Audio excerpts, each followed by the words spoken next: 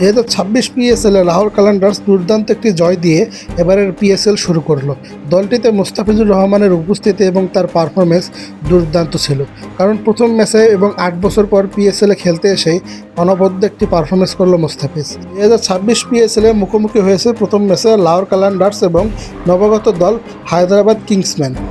লাহোরের অনবদ্য পারফরমেন্স, ব্যাটে বলে পারফরমেন্সে প্রথম ম্যাচটি 69 রানে জিতে যায় হায়দ্রাবাদের বিপক্ষে লাহোর।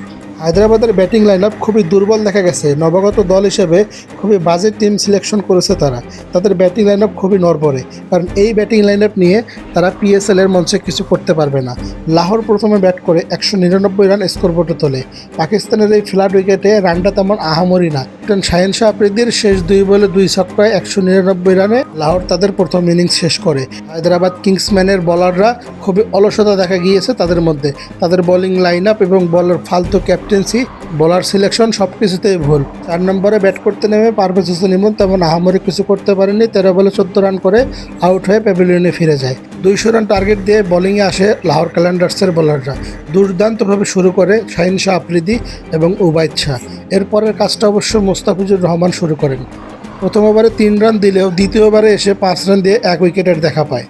দীর্ঘ 8 বছর পর পিএসএলে ফিরেই দুর্দান্ত শুরু করে মুস্তাফিজুর রহমান। সেই সাথে হায়দ্রাবাদের বিপক্ষে ম্যাচটি 69 রানে জিতে যায়। 2025-এ পিএসএলে লাহোর কালান্ডার্স চ্যাম্পিয়ন্স হয়েছিল। তার জয়ের ধারা অব্যাহত রেখে চ্যাম্পিয়ন্স হয় মুস্তাফিজের দল লাহোর কালান্ডার্স। অভিনন্দন টিম মুস্তাফিজুর রহমান।